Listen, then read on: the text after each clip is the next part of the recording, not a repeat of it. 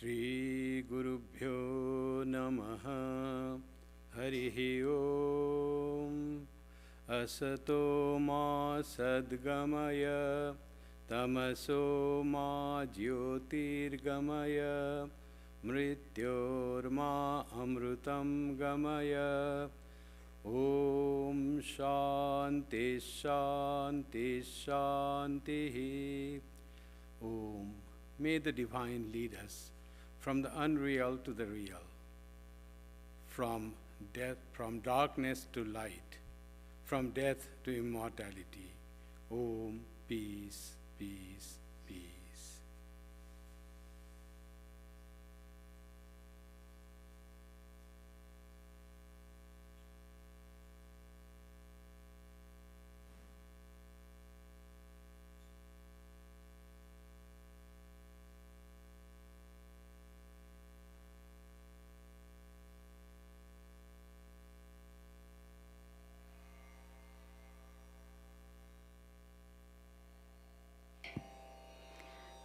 Today I will be chanting a few verses from Charpata Panjarika Stotram, composed by Sri Adi Shankara. Bhaja Govindam.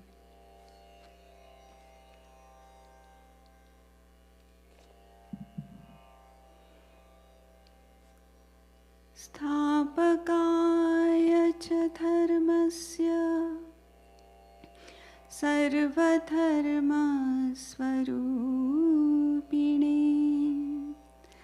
Avatara Varishtaya Ramakrishnayate Namaha. Bhaja Govindam, Bhaja Govindam, Bhaja Govindam, Bhaja Govindam, Govindam Bhaja Mudhamate. Bhaja Govindam, Bhaja Govindam, Govindam Bhaja Mudhamate. Samprapte sannihite kale, samprapte sannihite kale, nahi nahi rakshati dukrin karane, nahi nahi rakshati dukrin karane. Bhaja Govindam, Bhaja Govindam, Govindam Bhaja Mudhamate. Mudha jahi dhanagama trishnam, Mudha jahi dhanagama trishnam, Kuru sadbuddhim manasi vritishnam, Kuru sadbuddhim manasi vritishnam, Yallabhase nija karmopatam, Yallabhase nija karmopatam, Vitam tena vinodaya chitam, Vitam tena vinodaya chitam. Bhaja Govindam, Bhaja Govindam, Govindam Bhaja Mudhamate. Yavat vito pajana sata stavana nija parivaro rata. Yavat vito pajana sata stavana nija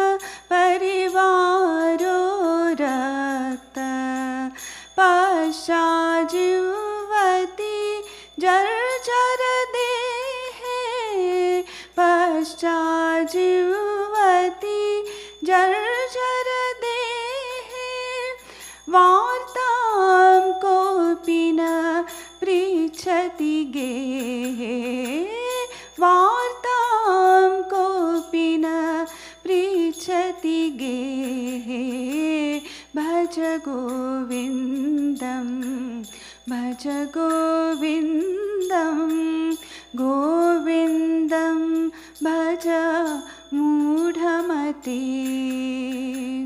मा कुरु धनजन यौवनगर्वं हरति निमेषात् कालः सर्वं मा कुरु धनजन यौवनगर्वं हरति निमेषात् कालः सर्वं मायामयमिदम् अखिलं हित्वा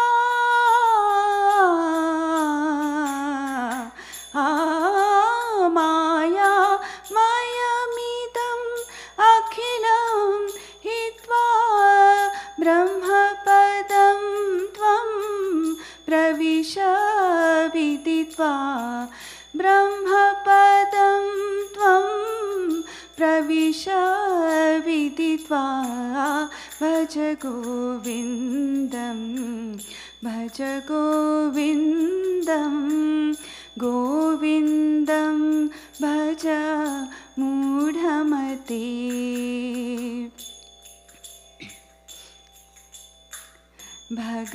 भगवद्गीता किञ्चिदधीता भगवद्गीता किञ्चिदधीता गङ्गाजललव कणिका पीता सकृदपियेन मुरारिसमर्चा सकृदपियेन मुरारिसमर्चा क्रियते तस्य यमेन न चर्चा भज गोविन्दं भज गोविन्दं भज गोविन्दं भज गोविन्दं भज गोविन्दं गोविन्दं भज मूढमते पुनरपि जननं पुनरपि जननं पुनरपि मरणं पुनरपि जननं पुनरपि मरणं पुनरपि जननी जठरे शयनं पुनरपि जननी जठरे शयनम् इह संसारे बहुदुस्तारे इह संसारे बहुदुस्तारे कृपया पारे पाहि मुरारे कृपया पारे पाहि मुरारे भज गोविन्दं भज गोविन्दं गोविन्दं भज मूढमते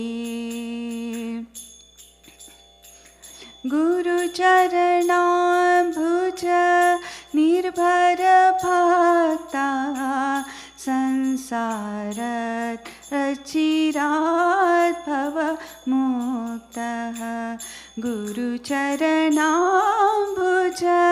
निर्भर भक्ता संसारात् चिरात् भव मुक्तः सेन्द्रियमानस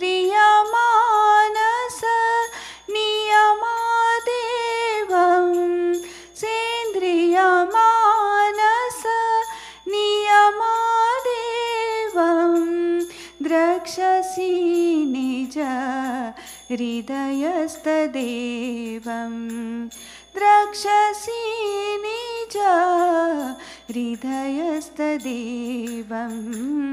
भज गोविन्दं भज गोविन्दं गोविन्दं भज मूढमते भज गोविन्दं भज गोविन्दं गोविन्दं भज मूढमते.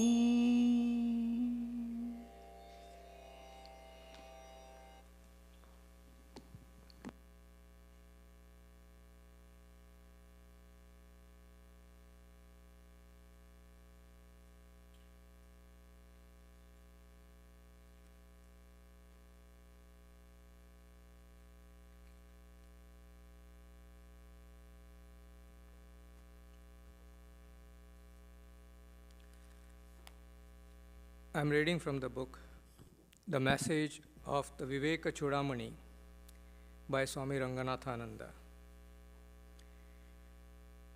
We find clearly from a study of Shankara's career that his purpose was to reduce to unity and harmony under the hegemony of Vedanta, the multiplicity of conflicting thought systems without destroying the integrity of the prevalent faiths. He could have brought everything to a dead dull level of uniformity, but he did not do that, for it militated against his idea of the richness of diversity in the world of faiths. Unity was his aim, unity in diversity and not uniformity. Diversity connotes richness, but when diversity destroys the central unifying chord, it becomes chaotic and an enemy of all progress and well-being of a community. Therefore, the purpose of all the great thinkers in this country, that is India, has been and is to preserve the variety and to subordinate to an unoverriding unity. The operation of this idea has created harmony out of all the diverse thoughts and faiths in this land. Instead of reducing everything to a single uniform faith at the point of the sword, as has happened in many other countries. It's a federation of faiths that Shankara established through a struggle based on reason and free discussion designed to appeal to the heart and mind of the people. As such, he fully deserved the title of the teacher who harmonized the 6 systems of faith, Sanmata Sthapana Acharya, conferred on him by a grateful people. This is what we get out of the work of Shankara. There were myriads of faiths justifying themselves through appeals to varying shades of logic and revelation, but there was no loyalty to a fundamental principle which could be considered to be a mediating element between sect and party and party. Shankara tried to introduce a mediating element between these, and he found it in the great philosophy of Vedanta, which proclaimed as ultimate reality a principle that is personal as well as impersonal, immanent as well as transcendent. Here is it. Now a short period of meditation.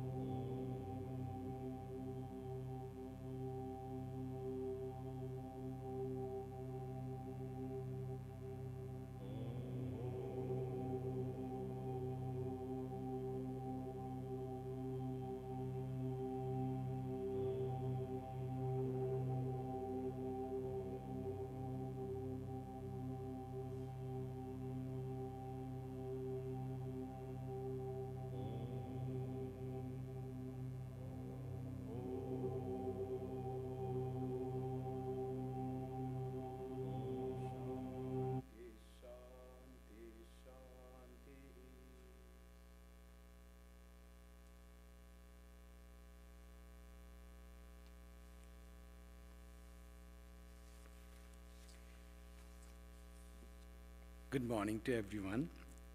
Today is Mother's Day. Happy Mother's Day to you all. And today's topic is on Shankaracharya, the Adi Shankara, the Jagadguru. Bhava Shankara Deshika me Sharanam. I take refuge in the eternal teacher, in the teacher of the world, Shankara. Why Shankara on Mother's Day? Today is also Shankara Janmatithi, birthday of Shankaracharya according to Hindu calendar. And it is so befitting that and double blessed day. Like mother's love for her children, Shankara's love for the human beings inspired him to work incessantly for the second half of his life, traveling all over the subcontinent of India and preaching the profound truth revealed in Vedanta so that people get freed from the bondage of ignorance and live in the joy of freedom and get freed from this cycle, unending cycle of birth and death called samsara, created by ignorance. Shankaracharya was born in Kerala state of India, the western state, in a village, small village called Kaladi. His parents were Shivaguru, father, and Aryamba, mother. And it is on this today's day of lunar calendar, Vaishakha Shukla Panchami, the 5th day of the fortnight of Vaishakha month, the month in which even Buddha was born after a few days. He was born in 788, Buddha was born 2500 BC. So 2100 years ago, 13 and that's 1800 years ago, of Shankaracharya in this very month of Vaishakh, and that was on the Purnima day, after a few days after this. Shankaracharya's life culminated in 820 AD, when he was just 32 years. That means he was born in 788 AD, in the 8th century. His father, Shivaguru, had a dream. When God approached him, Shiva approached him and said, I will grant you a son. He was praying for son. Family was praying for son. But you have choice. You want a long-lived son, having long life, but average son, ordinary average son, or a very bright boy with very short life. So Shivaguru naturally chose a bright boy, a super intelligent, one who will do good to the world. Life doesn't matter when there is sharpness of intelligence and broadness of heart. Muhurtam jwalitam shreya natu dhuma itam chiram, says the Sanskrit which Swami Vivekananda often quotes. It is better to blaze forth for a moment than go on spreading smoke for a long time. So Shivaguru requested the Shiva, the Shankara, whom he had seen in the dream, to grant him a son who may have short life but will be so bright and do good to the world. Shivaguru died when Shankara was just 3 years old. They were not rich, they were very poor.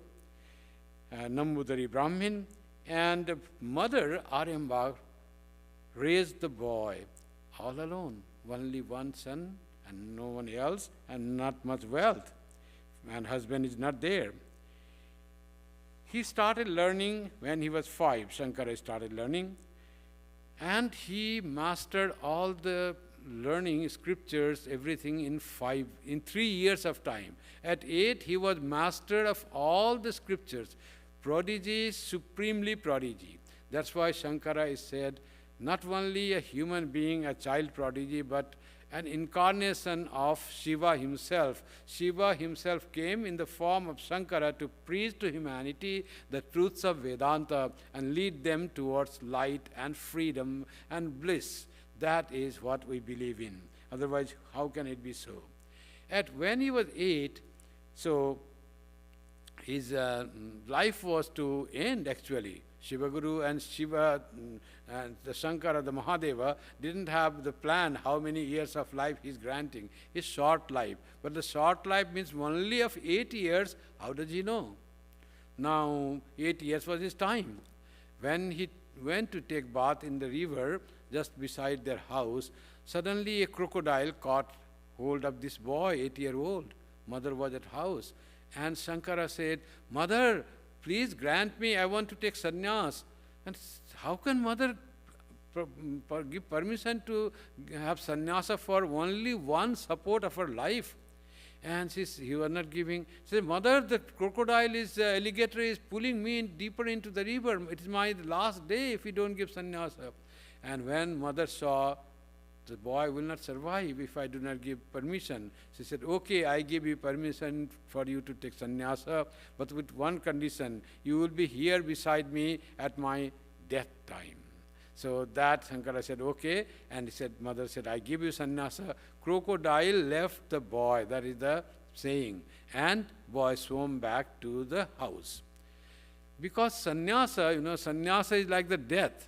In Holy Mother's life also, suddenly Holy Mother, among all the brahmacharis that were there, to one brahmachari, Holy Mother said, "Immediately you go to Belur Math from Jairam Bhati and request Swami Brahmananda to grant you sannyas today itself." And person goes, that time walking, today or tomorrow it was that.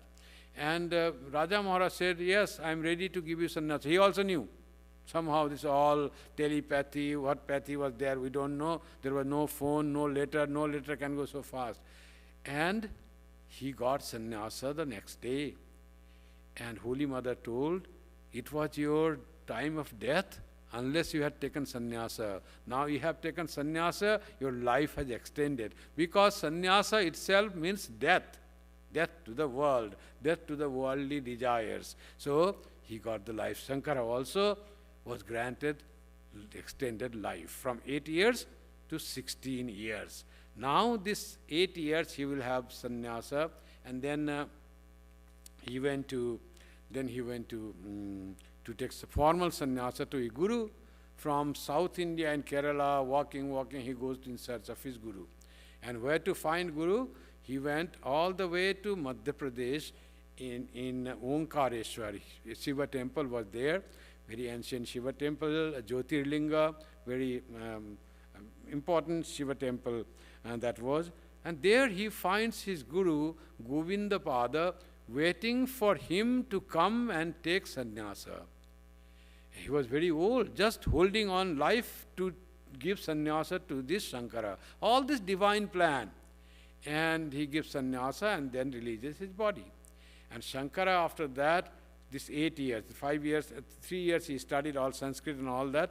Now this 5 years he mastered all the scriptures and wrote commentaries on all the Upanishads, Brahma Sutra and the Gita, Prasthana Traya, 3 main source of knowledge in Vedanta. Upanishads, the Bhagavad Gita and Brahma Sutra. One is called Shruti, and is called Smriti, another called Nyaya. So Brahma Sutra is logical presentation of the philosophy of Vedanta that Vyasadeva did. Shruti is revealed to the rishis. Smriti is also composed Mahabharata. It is also composition of Vyasadeva. But Vyasadeva claims he got the message from Krishna himself. He just made it into verse form. But whole message is nothing as his. It is all Krishna's message to Arjuna and then to whole humankind that he just made into verse form. That is the contribution of Vyasadeva in the Bhagavad Gita. So this all commentary he wrote. And also in this 8 years, from 8 to 16, he wrote many other Advaitic treatises like Viveka Chudamani, Upadesha Sahasri, and many others he wrote. And then he wrote many stotras, beautiful hymns to the divine being, divine mother, to Shiva, to Vishnu, to Narmada, to Ganga. So many stotras Shankara has written. So this all he did from his age 8 to age 16. Now, after that, 16 years, the end of now his life. So one day, suddenly he saw one person came to him and he says, have you studied Brahma Sutra? He said, yes. And also I have written commentary on Brahma Sutra. He said, explain me. And he explained his commentary as he understood the Brahma Sutra. And that person was so happy listening to the explanation of Shankaracharya on the Brahma Sutra that he said, your life is supposed to terminate in now. But I am so pleased with you, I grant you your life to be doubled. From 16 years where he completed all his writing, study and all that, his thing, he said now 16 more years. That's how his life was just extended. When we come as immigrant to Canada, often we have to do this our visa. No, you have to extend your visa. 6 months, we extend more 6 months like that. Like that, his life was being extended. But who extended his life? Sometimes it's mother's permission for sannyasa, sometimes Vyasadeva. But how can Vyasadeva extend anybody's life? No, it is God's will to protect and establish Dharma for mankind that his life was extended through various stories. And then after that, Shankara started in Digvijaya, as they call Sankara-Digvijaya, to conquer the world. That was his mission after 16 years. He went to the philosophers, to intellectuals, to people of all religions of different kind. That time when Shankara was there in like 8th century, beginning of 9th century, it was Buddhism was very prevalent, and also Jainism was also there. And Buddhism after Buddha became little degenerated. His Buddha's disciples made into like Shunyavada, like nihilism, like those things, very divorced from the Vedanta, having the bliss of the realization, not saying that the reality is nothing, zero. They couldn't really explain what Buddha wanted to teach. Buddha, who could not walk or talk for 7 days after realization of Bodhi in Vaishakha Purnima in Gaya, under the Bodhi tree, he was so much overwhelmed with the bliss of that realization of truth. And that these people say it is shunya, realize the truth is nothing, it is zero, like that. And that was contrary to the experience of all realized persons, all the teachings of Vedanta, which say Purnamada Purnamidam, it is all full, it is complete, it is absolutely full. And that's how that wrong idea of Buddhism was being preached, and it was becoming very powerful. Sanatana Dharma, real teaching of Vedanta, a very ancient teaching of which Buddha himself was the part, who just modified the importance of Sanskrit and just discarded the rituals were very prevalent in Buddha's time, and just revived the Hinduism or Sanatana Dharma in a new name called, without giving importance to Vedas, because in Vedas only Karma Kanda was prevalent. If he could talk about Vedas, then there would be a lot of discussion with the people who knew. That's why he started a new religion, new Dharma Chakra Pravartana, they say, new turning of the cycle of Dharma. That was Buddha did, and Buddha is the incarnation of God, according to Hinduism. So, after that it happened. Now Shankara started, that young boy, like beaming like the sun, right? The bright sun. He started going and talking with the scholars of other faiths. And then they could not stand to the logic of what Vedanta was started being put, according to Shankara, what the Upanishad taught, what is the truth. He was a realized soul. Shankara was realized, who knew Vedanta and had been born by the will of God to establish Dharma, Vedanta, real true religion in this world. And slowly Hinduism or Sanatana Dharma or Vedanta started being re-established. So he revived Hinduism by going through the discussion, philosophical discussion, to the intellectuals of his time.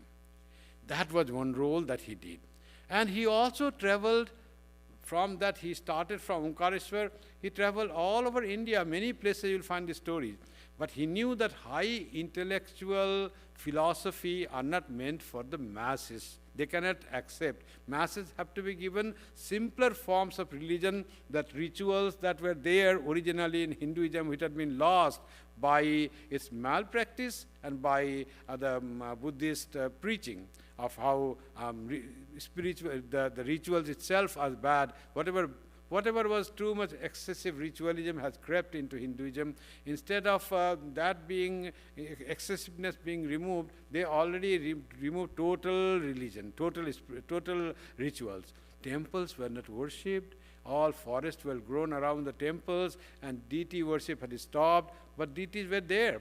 Then Shankaracharya went to the temples and inspired people to again start worship of the temple, start of the purified the deity, and that's how Hinduism was re-established, and composed his stotras, which are so beautiful hymns to the divine being in all forms, as I said, to the holy river Ganga or holy river Narmada, to Devi, to Shiva, Vishnu, all the deities he has just so much praised. He did that. That time when Shankara was born, there was a lot of conflict between different, though Hinduism was now smaller, because of the growth of Buddhism, but still among the Hindus, different sects, there were a lot of quarrel. They were not being together. There was infight among different sects of Hinduism. So people worshipping Ganesha were called Ganapatya, we are separate. Another said, we worship sun god, we are separate, you are not good, we are richer, like that, what you find in the sects often that happens. Another said, Vishnu is the greatest god. Another said, no, Shiva is higher, he is Mahadeva. So all that fight was going on among the followers of different deities. You know the story how this Ghantakarna story you find in the Gospel of Sri Ramakrishna. There was one great worshipper of Shiva. Ghantakarna was his name, and he was so fanatic about his love for Shiva, that he didn't want to worship Vishnu at all. Not only that, whenever anybody told Vishnu, he used to get irritated. There are some people who get very irritated with the name of Rama. So like that people, he used to get irritated, and it is so true. And then children knew that he gets irritated. When one knows that you get irritated with something, people want to tease you. And whenever he came out in the street, people will say, Vishnu, Vishnu, and he was to be very, very unhappy. So to save himself from the word of Vishnu entering his ears, what he did, he took 2 bells and hung him in the ear. The bell is Ghanta and Karna means ear, where the person who has bells hanging on his ear. Why did he do that? Whenever anybody said Vishnu, he started teaching, he used to ring that bell and no sound of Vishnu, name Vishnu entered there. He was so fanatic, but very devoted to Shiva. Now Shiva thought, how he misunderstands between me and Vishnu. We are the same being appearing in 2 forms. I am the same being. So I should, to my devotee, I should give him some information, some knowledge that we are one. So one day, suddenly he was worshipping Shiva. Suddenly there was light and there was the manifestation of Shiva. Shiva himself revealed. But to his surprise, it was not full body Shiva. Half body was Shiva, half body was Vishnu. He said, what is that? Why Vishnu got attached to my Shiva? So he was little displeased with the half of the Shiva's portion, but half of the Vishnu's portion. But he wanted to now worship. Now he has to offer flowers, 2 feet of one Vishnu's feet, one Shiva's feet. He will offer only onto Shiva's feet flowers, not to both feet, because he disliked Vishnu. He hated Vishnu somehow. So much dogmatic he was. Then he had to offer prasadam food, so he would give only on the Shiva's side, not on the middle. Only Shiva has to eat. Vishnu cannot eat, though it is one being. Now this he started doing dhupam. Then light also one side. Dhupam he did now. Dhupam, the smoke was going through both nostrils. He brought little cotton and put on the Vishnu side. No, you cannot have that. He was such a dogmatic. Like that was the situation that time when Shankara was there. People were that much dogmatic. So he wanted to unite. That's as it was read by Ranganathananji's reading, very nice, and songs today was also very relevant. So unity of mankind. Unity of mankind starts from unity of the people of a particular geographical area we call country. People have to unite, and then people of the world has to unite. Otherwise, how will we progress? Unity in diversity is the rule. Without unity, only diversity is the fragmentation. All this different diversity has to be glued to one unity. All this Srishti has to glue to the Brahman. If Brahman is already totally forgotten, we'll be all different and all will be fragmented and gone, separated. But we have to be united in one place. So Shankara did in his worship, he said, revive the rituals, and he said, before worshipping any deity, you have to worship 5 deities. You worship Devi, you worship Shiva, Vishnu, Ganesha, doesn't matter. But before worship of any deity, 5 deities have to be worshipped. See the power of Shankara that has come. Young boy of 16, and the power, whatever he says, world listens. That much of spiritual power he had got because he is the form of Shiva himself. And he gave that every worship will begin with the worship of Ganesha, Shiva, Narayana, Surya, and Devi or Shakti. All has to be there. They are the main 5 sects of Hinduism. He all united. Everyone will worship every other deity.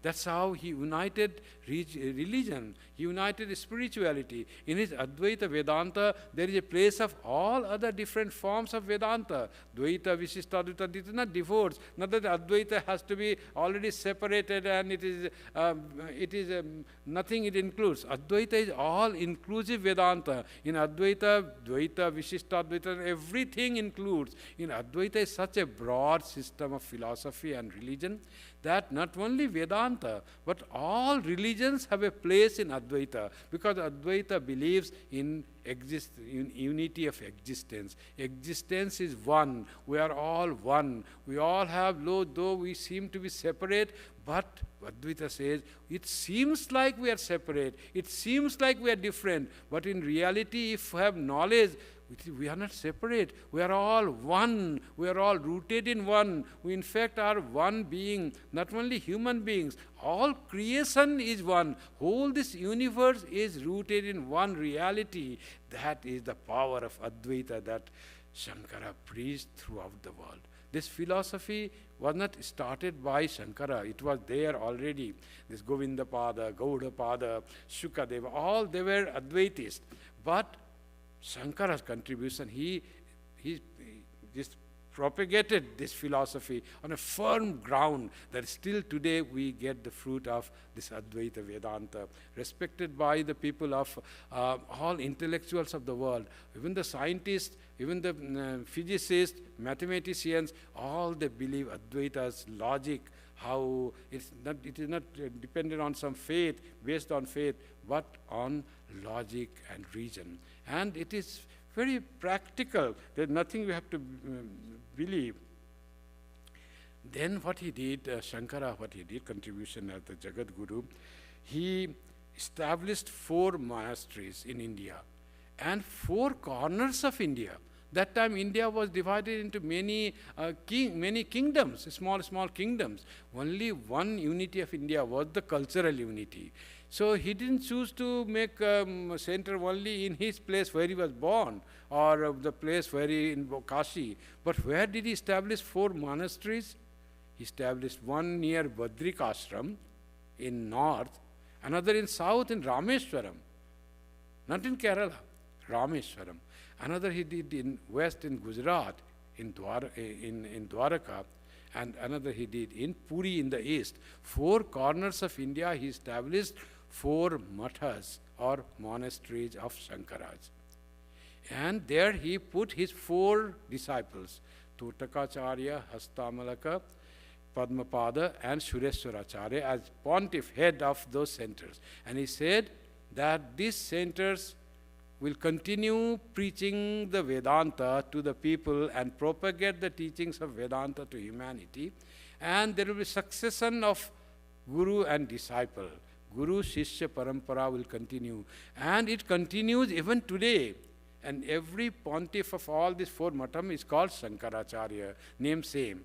So How we distinguish? So that's why that Shankaracharya, the first one, we call Adi Shankara or Adi Shankaracharya. The beginning Shankara. That's how we try to distinguish that. And he gave monastery 4 corners of India and organized Vedantic monks into Dasanami order. 10 names he gave to the monastics. When when a person becomes monk, he sheds his former relationship totally, former duties and responsibilities are taken away. Even the former name goes away. So new name is given, a new life, new entity, new thought for that monk. And that new thought, new name, and he gave 10 names. So generally the names are at the common names at the end. It's like the family names. So names like our name is Puri, which we don't use, Swami Kripamayananda Puri. Like that, there are some Saraswati, you have heard the name Saraswati, Bharati, you have the name Giri, there are Vana, Ashrama, Sagara, Parvata, all these different names he gave to 10 names to 4 these centers. Some will give 3 types of names, some will give 1 type of name, some will give 4 types of name. Like that, 10 names are given to these 4 centers of monasteries. That's how established Dasanami Sampradaya. Any follower of Shankara or Vedanta or Advaita Vedanta will have one of these 10 titles, one of these 10 titles. Then we know that he is a follower of Shankarite. Puri, our Chaitanya Mahaprabhu, Sri Krishna Bharati. So Chaitanya Mahaprabhu, Sri Krishna Chaitanya Bharati. So he also, his guru, his Diksha guru, where he got mantra and the love for Krishna, was from a Dasanami monk. Advaitist monk, he gave him love of Krishna, name of Krishna. And that was Ishvara Puri. When he had gone to Vrindavan, he got that. And he got sannyasa also from Dasanami Sampradaya. He was Kesava Bharati. So that's how whole his life Chaitanya Mahaprabhu also in Dasanami Sampradaya. Even Sri Ramakrishna, he was a Puri, disciple of Tota Puri. Tota means parrot. Names are like that. Sannyasis' names are not like our sophisticated Sanskrit name, which has a meaning like we have in Ramakrishna Mission. Sometimes the names are very simple, like Tota Puri or some Chat Baba or something. Name is given very simple, Purnam Puri, like that thing, any name given. So Tota Puri, the parrot, was his name. Like Parrot Puri was his name. So he was Sri Ramakrishna's Vedanta teacher who taught him, and not only taught him, he helped him, Sri Ramakrishna, to realize the highest Nirvikalpa Samadhi, the highest flight of Vedanta. And he stayed on 11 months with at Dakshineshwar, teaching, guiding, and enjoying the company of his own disciple, Sri Ramakrishna. That was Totapuri. So how this Jagadguru, why we call the Jagadguru? Jagadguru has to be one who has to give the spiritual knowledge. Otherwise, we give particular knowledge, so it becomes just the teacher. Some teaches English language, other teaches life science, someone teaches physical science, history, all these are teachers. To become Jagadguru, one has to be not the one teacher that teaches that subject all in the university, still that falls short of one confined to one particular branch of knowledge. But when there is a spiritual teacher who is relevant for the whole mankind, that is called Jagadguru. So Shankara is Jagadguru. How he taught in Bhajagovindam, the truth that he teaches in Jagadguru in Bhajagovindam doesn't need any sects or faith or this thing. It is relevant and practicable for all people. Like he says about the life, Nalini Dalagata Matisa Dalagata Jalamati Taralam Tadvat Jivita Matishaya Chapalam. Life is very short, he says. That's why be spiritual, find out your true self. It's all, there is ego and all that. So be careful about the short span of life and try to utilize it in the best way possible to have spiritual knowledge. And he said, how to have spiritual knowledge? That also he said, Satsangatve nissangatvam, nissangatte nirmohattam, nirmohatve tattvam nischala tattve jivan mukti. Jivan mukti is the goal. Shankara very much emphasized on the jivan mukti, not videha mukti. Mukti or having the freedom while living in the body. Life is there and you are freed with the knowledge. And you live here freed soul. So it's how we'll get how to begin satsanga. So have sadhu sangha, have the company of the people who are in that spirituality. Have the company of spiritual people, and you be associated with the knowledge of spirituality. That is satsanga. That will lead you to nissangatvam. When you are full of the knowledge of spirituality and got interest in spiritual ideal, then you won't need any company. Then you remain alone. That will be enough for you. You find that joy of having nice company of good friends. That joy you find in your when you are alone, that time itself, it's called nissanga. That satsanga will lead you to nissanga. Nissangatve nirmohatvam. After a long time of your living alone, then you get nirmoha. All your delusion, your idea of your attachment, all will go.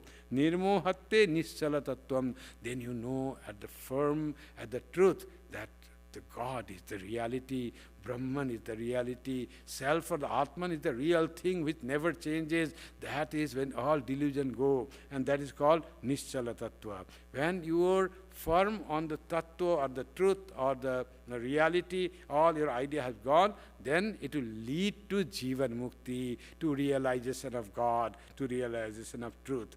That's why he says to the people, Ma kuru dhana jana yauvana garbham.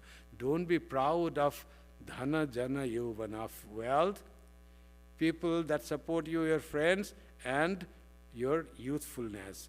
Harati nimeshat kala sarvam. That the time will take away all that in nimesa, in a moment. In moment you may have heart attack and gone. Your money that you have, bank may liquidate, your stock market may crash, all may go in a moment. And people who support you say, oh, so good, he is excellent, this jai jai and all that, they may just desert you any time. So, ma kar dhanajana yovana garbham harati nimeshat kala sarvam maya midam akhilam hitva brahmapadam tat prapta viditva. So, pravisha viditva. So, enter into Brahmapada, into that reality, and don't be caught this maya of this creation which wants you to be glued to whatever seems. It's a magic going on of this of the God's creation, this maya, which wants you to remain here. Don't be deluded by this maya. And for this, you have to realize the truth.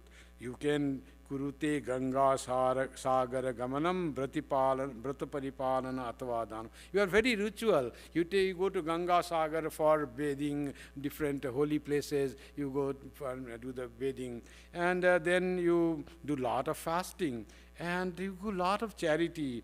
But without knowledge of truth, then you cannot have freedom, you cannot have realization. Even in hundreds of births, why to say one birth? There are also rituals, they are meant to purify your heart, but you have to practice the spirituality.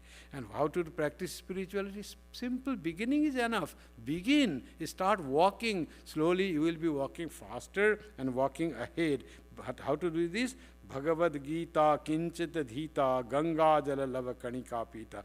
Who said you go to Ganga Sagar, you will not get mukti? He, Shankaracharya, that very person said, you have read little of the Bhagavad Gita and you have drunk a drop of Ganga water, the purifying water. Sakridapi ena murari samarcha. And then you have worshipped God for even a short time, sakrid, for a very limited time once you have done.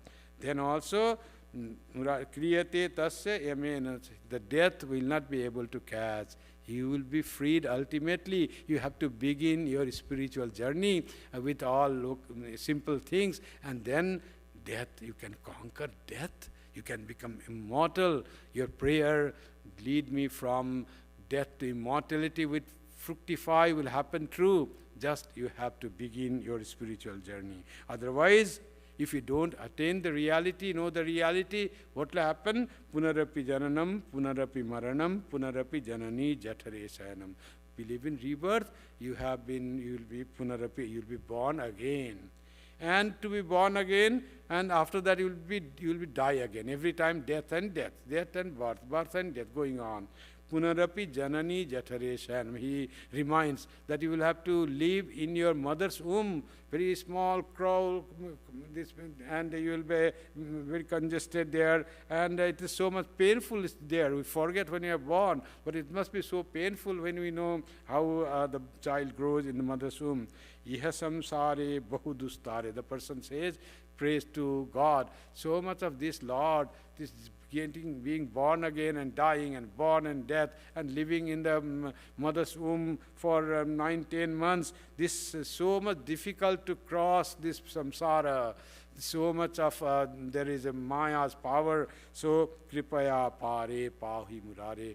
Oh Lord, please take me across this Maya, of this delusion, of this hopelessness, of this ignorance. Make my mind free. That's what Shankara tells us, to pray to God for freedom, for Jivan Mukti, for removal of ignorance and removal of all animosity and hatred towards anyone, and have love for all, be established in unity of the creation, unity of all, and then you will attain Jivan Mukta by the grace of God. It will fall on you. That is what Sankara-The Jagadguru says. With the prayers to Shankara, we close today's talk. Jagadguru namastubhyam shivaya shivadaya cha yogindranam cha yogindra gurunam gurave vacha. Salutation unto thee, O teacher of the universe. Thou art the Lord, auspicious and giver of bliss, the foremost of the perfect yogis, the teacher of teachers. Salutation to thee. Om. Thank you.